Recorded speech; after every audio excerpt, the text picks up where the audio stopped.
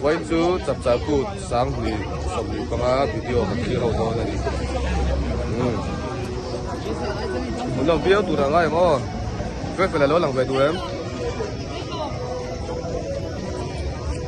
ให้หลังไหนพอที่เราโดนนี่อ๋อเลยเราให้ลูกเต๋ออินปฏิการเบสอ่ะเดี๋ยวทำไมเชลเราไปปุ่นเชลเราเราเข้าไปเตะเราให้เป็นเตะเล็กยิบดีนี่ว้าวไล่ตรงเฮียนี่นั่นหลับให้ชินังก็นี่เราก็เลยว่าอินซื้อจับจากกูมังตูรินให้เราปะเข้าเท่านั้นนั้นตัวกรุ๊ปไม่ดี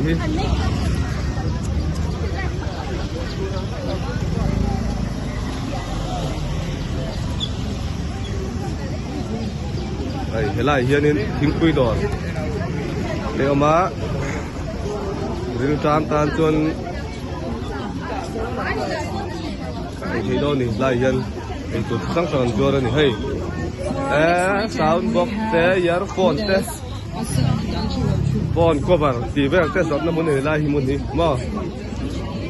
ไล่มุนนี่วาระป้าหัวกดให้นี่ไล่จนนั้นรวบชิมนี่ต่างหากพอเห็นมั้ยไล่ได้ปวนฐานมวยเอ็มไหมเราจัวนี่ให้อ๋ออีกแต่ใจแต่พอจัวระ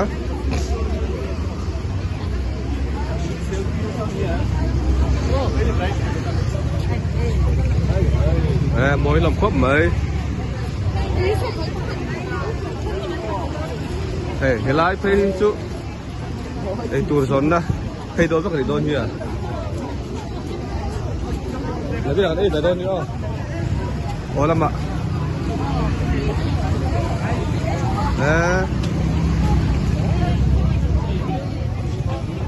คุยแม่ลำครบไหม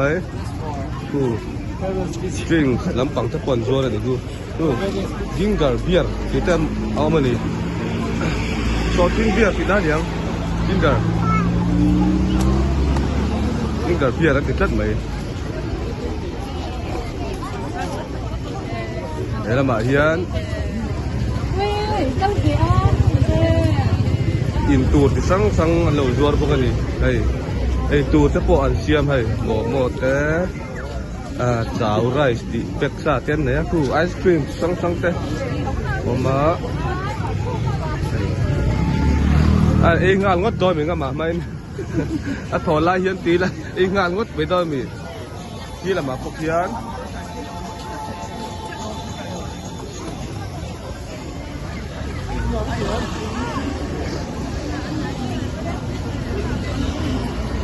ยันละมัวเกี่ยวกับเชิงไปเจ็บเพราะว่า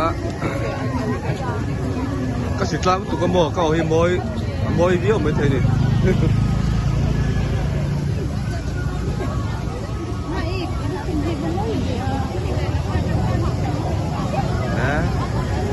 จับกูดพวกเราคุยครบไหมใช่คุยตะปนรวมก็ติดครบไหมอาการเวบักไอเราชวนรวมเป็นกี่เราไม่ใช่อาการทางการชวนอันรวมเวไม่ไปครบไหมมั่วมีปุ๋ยอันสิบบุกอันรวมเวสันฟ้าฟิล์มขึ้นไหมมั่วมาเนี่ยเขาหัดตะการออกมาตายจน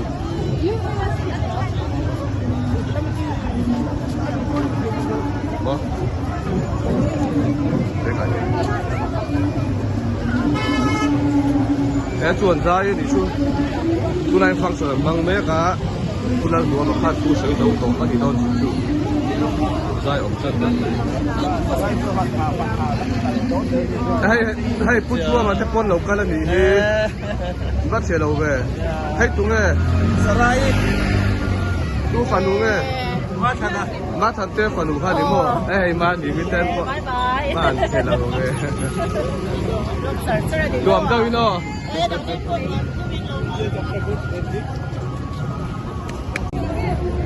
อ๋อตัวไหนในกันรุ่นตัวน่ะให้อัดตอดแป๊บเข้าไปให้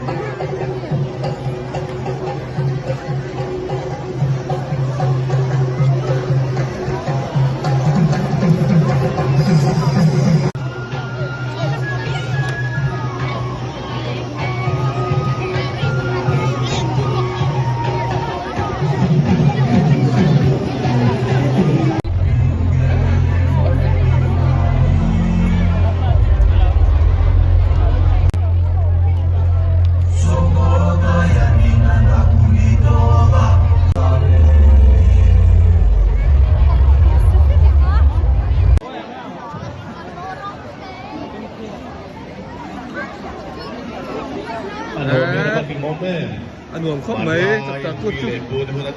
นี่อร่อยสุดสัตว์วะจับตาพูดที่พูดตูเลยที่กินตูอันนี้เลยก็ดีตอนอัดดแล้วชวนป้นตูที่ทำเลยก็ PC Girls School เป็นโซมา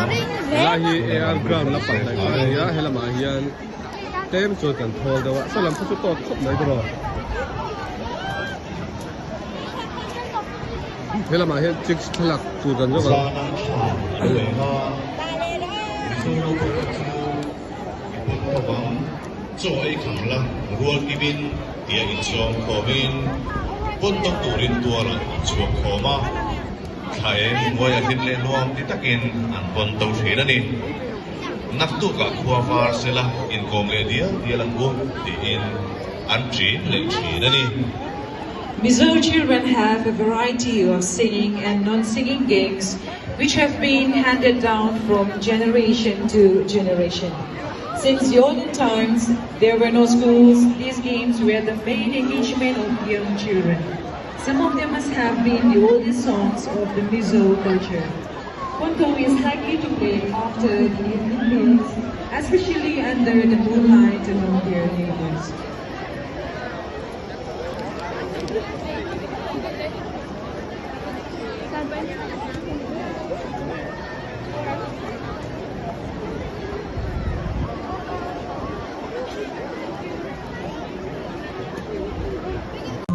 ให้รถเทกับหัวเล่าไหม BCC จิรแบสวยยังไงมันสวยแต่ให้เกย์เที่ยวเราเชื่อต่าง Local pero. ยังไง MK จ้ะกัน Gaya. Matoko. อันนี้ครับเป็นแชมป์แบงค์ทางนู้อันนี้เด็กตัวนี้ And its resources, which affect the way of life for indigenous people. It is called for the vision people to take a stand now and to learn to have respect for their land and look after whatever God has given us.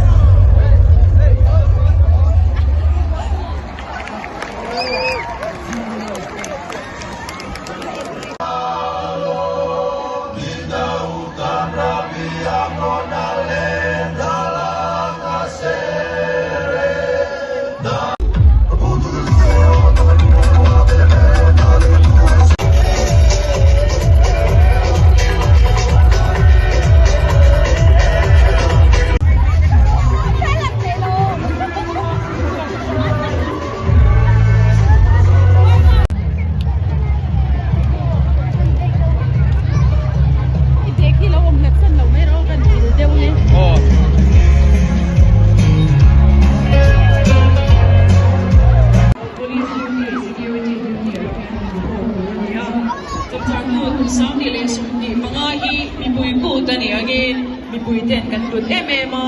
hey achan ve chu kan theng to a chu ti chung chuan la mo ala ran lut kan la chane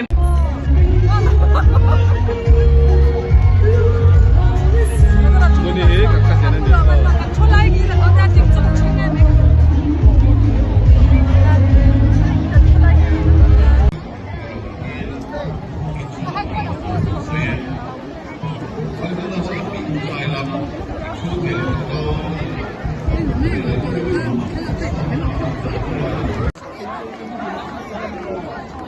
อันนู้นพี่เตี๋ย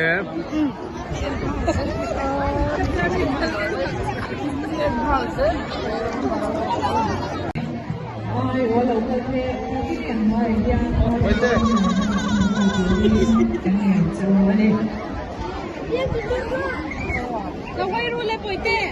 เมษาลีนี่เมษารวมกันดี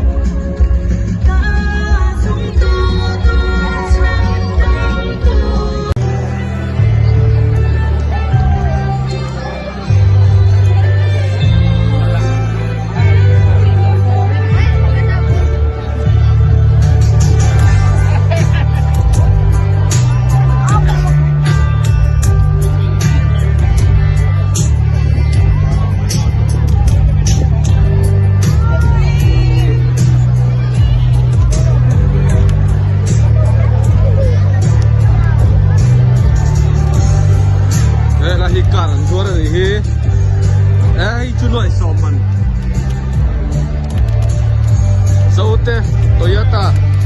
hey ini ด้วยโซม5โซมจะ3ด้วยโซมไอ้อโมยเนี่ยไม่ตรงเป็นเขาชิ้นโดนนี่ไอ้จูด้วยโซมมีปทุมมันเจ้านี่ให้ลายมีลายมีรูมso te Toyota da tiran noi som man chania ke ge noi som pakhan man ani ke license ki pokin noi ke ge chu noi sari man ani ki te ni prom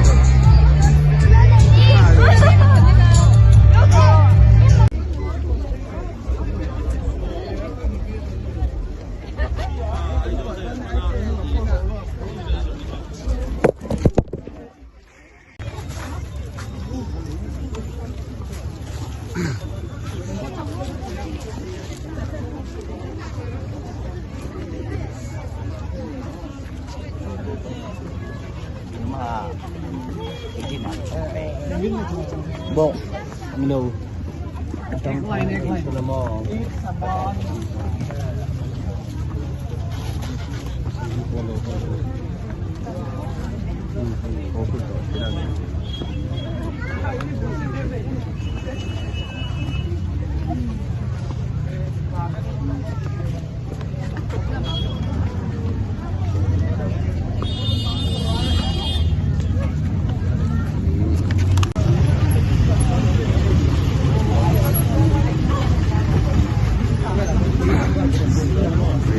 ground la bahan to ka do din lam kan pan ki de me kan mo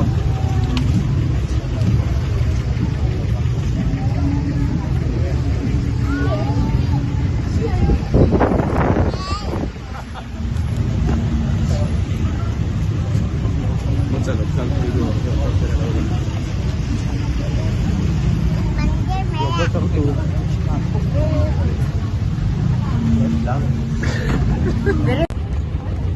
Kita akan salang dia. Dua. Kita berapa? Salang oh.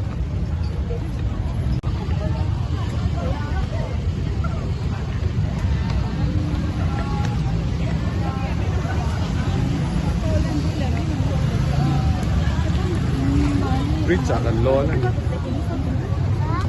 Kalau khóc mày hay Con biết rồi. Con đủ số sáng tổ tục. Em bố tốt. Chú. Kakal tolong. Oh. Hello.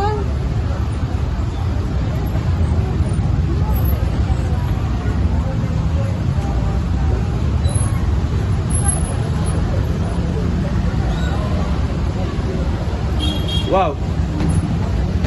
Baite, atop. Lihat, hai dia tu. Kurma.